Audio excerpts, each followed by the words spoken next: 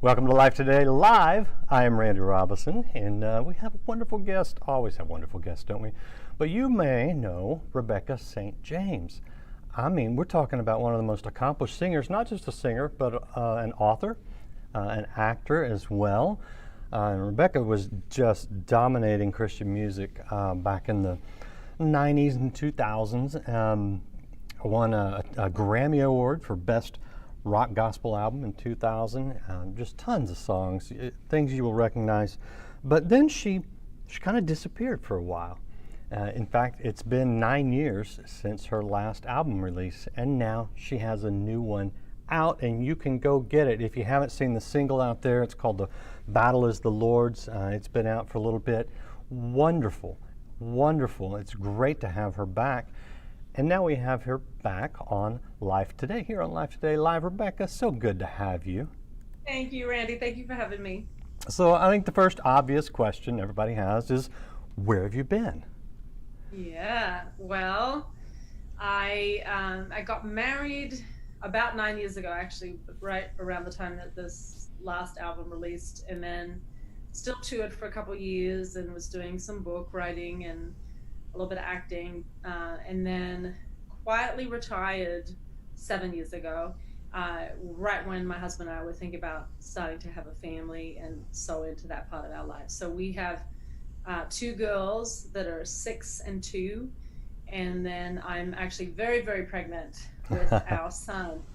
So yeah, really, really soon we will have a little boy in our family too.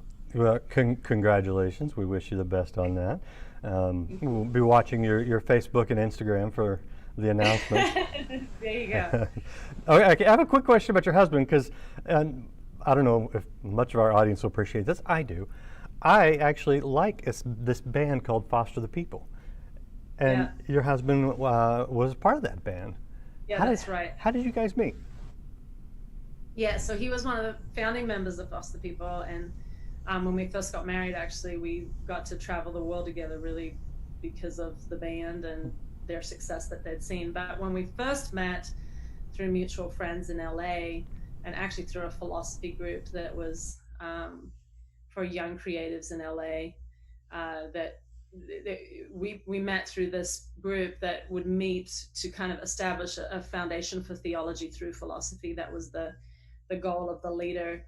And so yeah, it's kind of fun that we met through that group, through friends at that group. But then when we just first met, he was like just starting to work with the band, and things were starting to gain some momentum there. And it was really fun for me after we got married just to be able to be in the house, with watching my husband and being proud of him and knowing that world, that whole music world, like I did, and being able to kind of support him through the highs and the lows of music, because there's, some incredible moments when you do that full time, but there's also some challenges that go along with that. So both of us were able to support each other in our musical endeavors, and that's been really lovely. So the whole family thing, you guys, you got a full quiver there. How has that been different for you? It's a different world when you're on the road and you're a musician. That is a whole other world.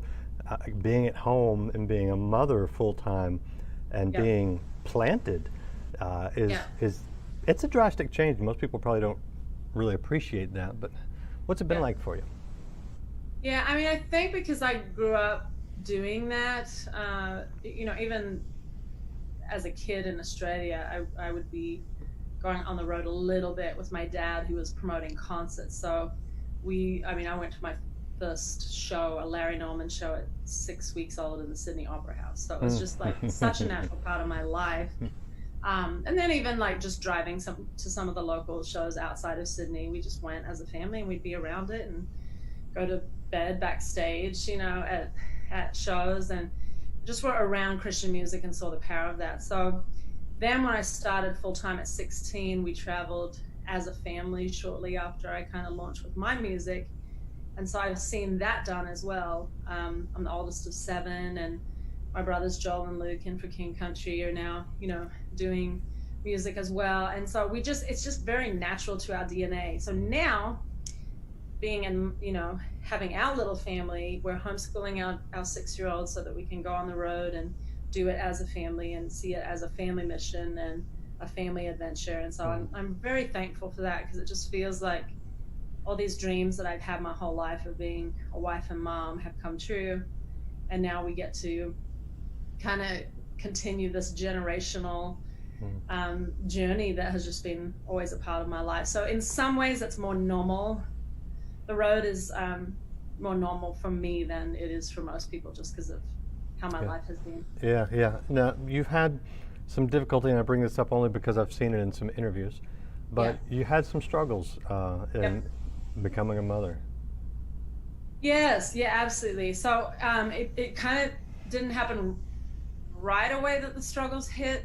We fell pregnant very fast with our daughter Gemma, and at that point I had retired, so this was about 7 years ago, and that all happened super easily. And then after Gemma was born, about a year after she was born, we started trying again for baby number 2, and it just was not happening. And then I miscarried twice in that season, which was extremely painful. My husband was also just going through major change. He wasn't with the band anymore, and that transition had been really, really hard. And so there's a lot of unknowns, like vocationally, like provision-wise, like just for our family.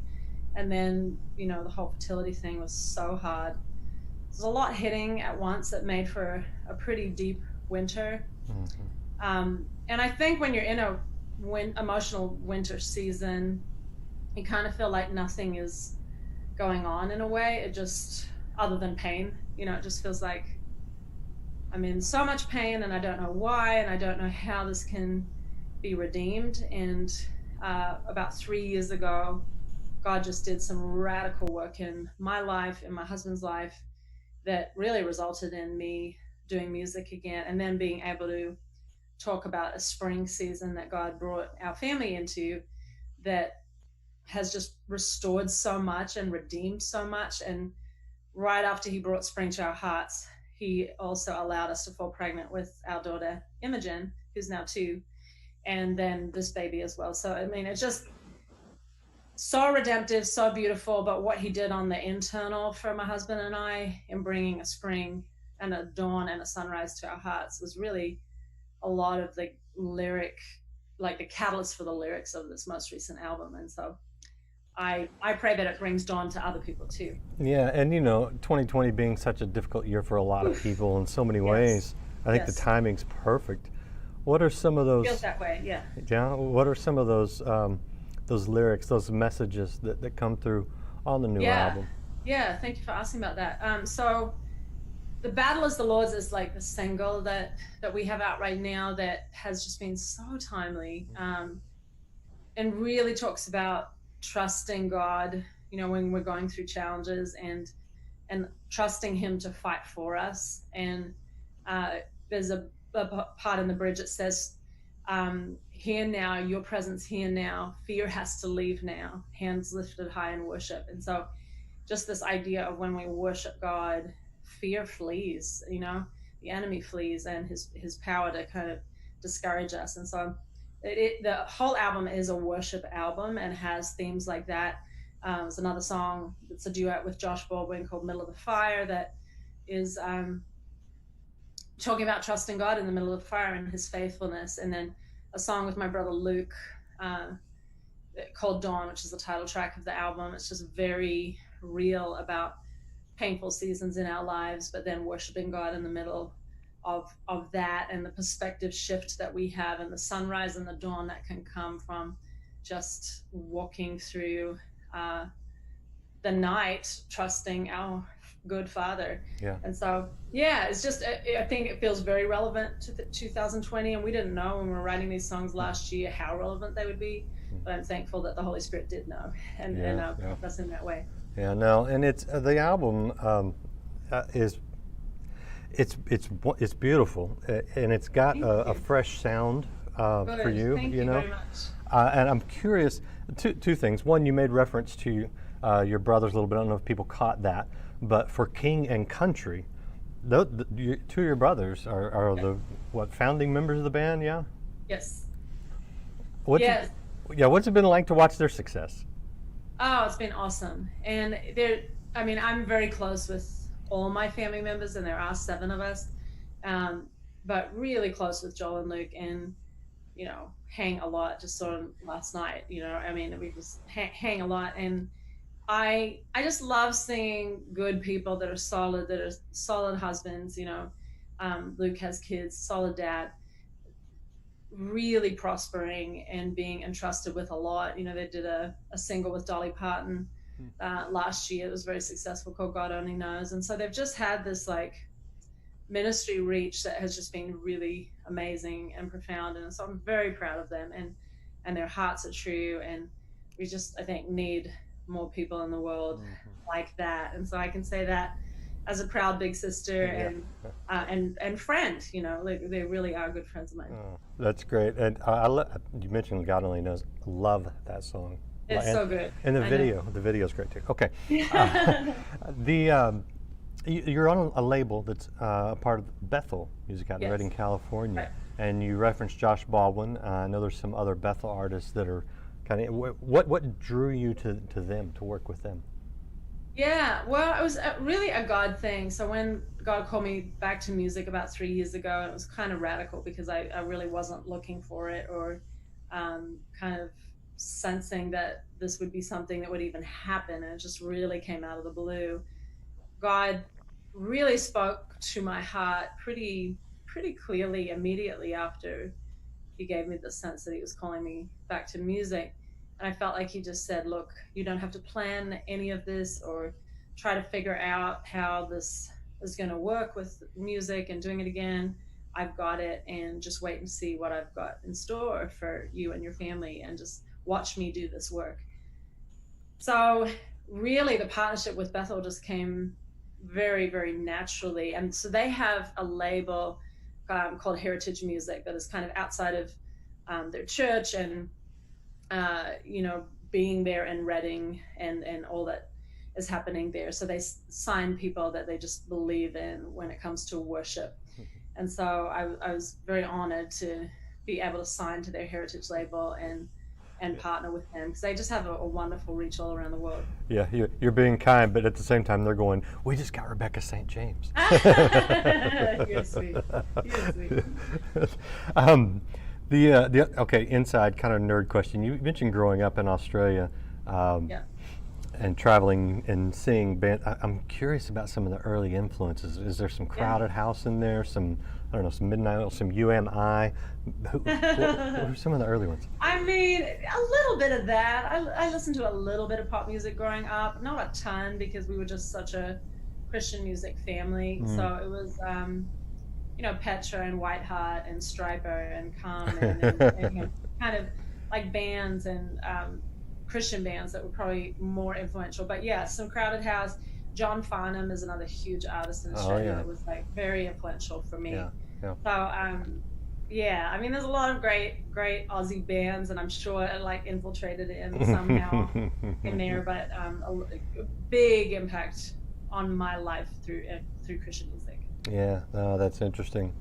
So you branched out and done some other things, the Yeah. books, the acting, and then something we'll talk about in a second that you're doing now. But where is this just taking advantage of opportunities to be creative and be artistic? What drove you to kind of move past the music into some of these other areas? Yeah, I mean,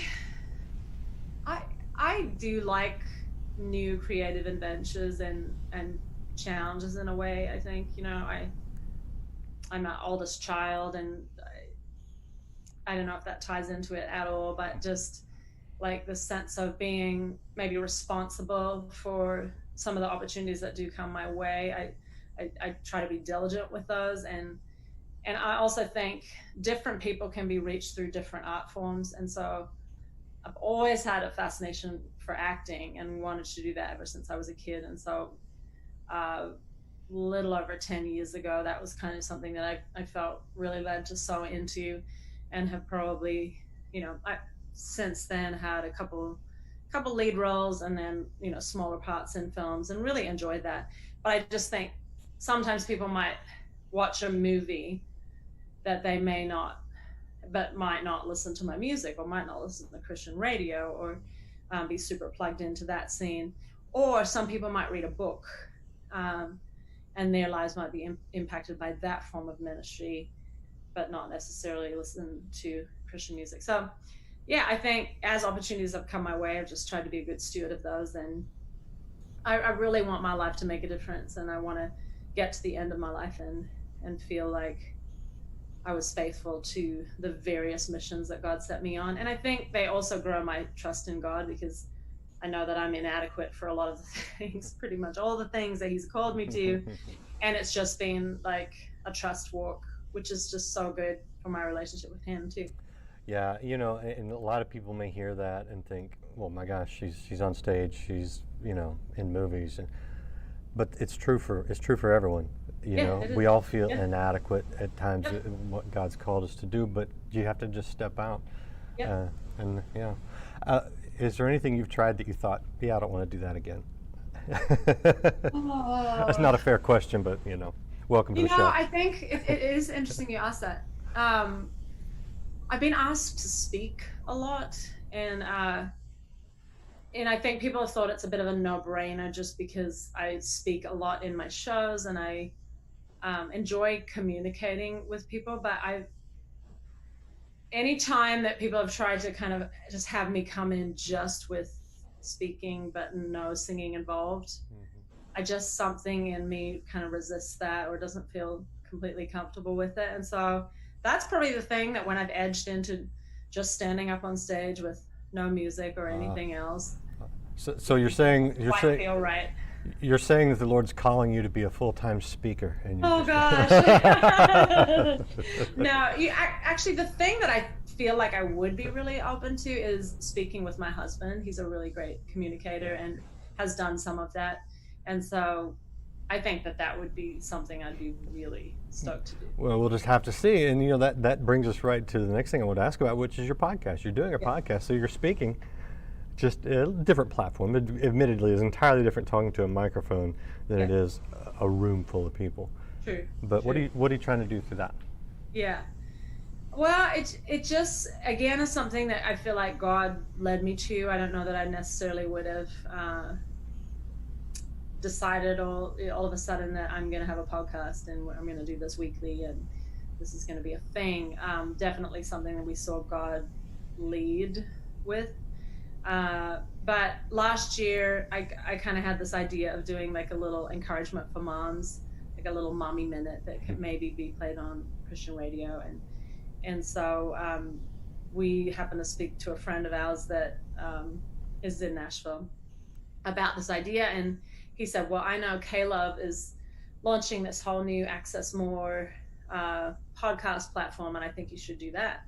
And so anyway, that's what ended up happening. They've got this wonderful podcast platform, and I have a show on it called Rex St. James Friends and Family, and it's just been really special to have these podcast partners, these guests. Every time it's with somebody, and I think that's the only way that I want to do it. I don't want to just be hearing myself talk for half an hour or 40 minutes.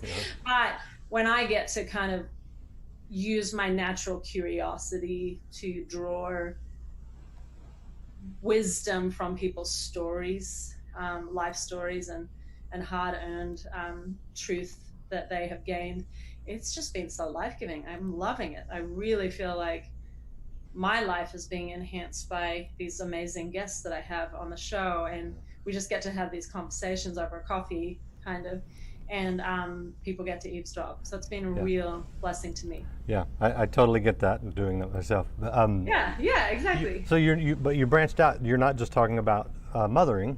You're talking about all sorts of topics on there. So. Yes. Yeah, I mean, it probably centers around faith life and family life, really, primarily. We've talked about everything from trauma, which I think is something that a lot of people are dealing with right now, feeling a little traumatized by this year, 2020, and to entitlement in our kids, to discipline, to play was one of kind of the more like lighter hearted, like just embracing play in your family life, and that freedom of a child that we can have with Jesus. And self-care is another topic that we've hit. So just really, again, the kind of stuff that I feel like is important for all of us to be encouraged in. So we're not just having moms that are tuning in as dads, and single people that are in all different stages of life. And so it's been a really encouraging early response. We've been very grateful. Yeah, that's wonderful. We're talking to Rebecca St. James. I'll show you the website. And Rebecca, I'll give you the last word here in just a second. But I want to point out that the music is there. The new album, Dawn, is available now. Of course, you can see her podcast right there that we've been talking about. And tour. We'll see about a tour. Exactly. Right? Yeah, probably not right around the corner. Yeah. Right. Well, and we just appreciate you and coming back and sharing your music and your encouragement with us. And I'll just let you have sort of the last word here to say to people whatever it is you're trying to communicate through your music, through your ministry, through your leaving the house and putting yourself in the public again, because that's actually a big, it's a big deal. It's a lot easier to sit at home and just take care of your own. So yeah. Thank you for acknowledging that. Yeah, it's definitely a trust walk, and I think that would be the thing that I would just encourage people with, right now, especially in the day and age that we're living in, with the just unique pressures and concerns of this time, just to really put your trust in God. I think times of pain and worry and fear, like we're all kind of tempted to live in right now, can really test our faith and refine it in a way. And so I feel like, one, God has just been calling me in this time to trust him in a new way, but then also look for the good, look for the redemptive, because always, even in the deepest, darkest season, God is able to redeem, and there's something beautiful to be found in that time. And so I just want to encourage people to trust God, to look for the good in your family life, in your relationships, in your relationship with God, and let him do a beautiful work, even in some of the most challenging times that probably all of us have seen. Absolutely. Rebecca St. James, thank you again. A lot of people are going through some dark times. Yeah. Joy comes in the morning, and we call that Dawn, which is the name of the new album. So check out RebeccaStJames.com. You can get the music right there, and the music's available wherever you like to get music. But add this to your playlist. Pick up the album wherever you like to get music, and check out Dawn by Rebecca St. James. Rebecca, again, such a wonderful time just seeing you again, seeing you out, and we just wish you and your family the best, and good luck with the baby here shortly. I guess we're looking at this fall for the St. James family, just growing and growing. Thank you very much. Thank you, guys. Yeah, great to be with you. Thank you so much. Thank all you guys for hanging out, watching. If you haven't subscribed or followed this channel, do that now, and be sure to share this interview and all the great interviews. We'll see you again next time here on Life Today Live.